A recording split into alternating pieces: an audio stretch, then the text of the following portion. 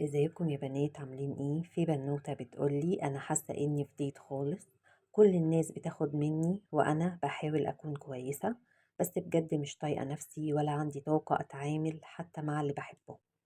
هقولك على 4 حاجات لو عملتيهم هترجعي لنفسك وهتحسي بالطاقة كويسة رغم كل التعب اللي عندك.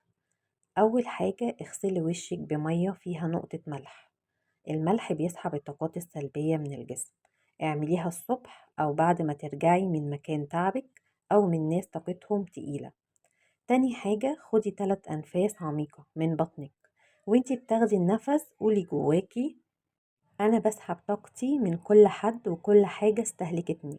وانتي بتخرجي النفس قولي: أنا برجع لنفسي وأنا في أمان. التنفس ده بيرجع الوعي وبيحسسك بقوتك جوه جسمك. تالت حاجة احضني نفسك الصبح وبالليل أو حتى في وسط اليوم. انتي مش محتاجة حد يطبطب، انتي تقدري تبدأي بالطبطبة دي لنفسك. وقولي لنفسك بصوت عالي: أنا معايا وأنا كفاية وأنا محمية. وافصلي يوم كامل عن كل حاجة بتسحبك: تليفونك، السوشيال ميديا، والناس اللي كل شوية تشتكيلك. افصلي يوم أو حتى نص يوم. مش معنى انك بتحبي الناس انك تكوني متاحة. اعملي دايت للطاقة زي ما بنعمل دايت للأكل، ووقتها هتحسي قد ايه الطاقة كانت بتتسحب من غير ما تاخدي بالك.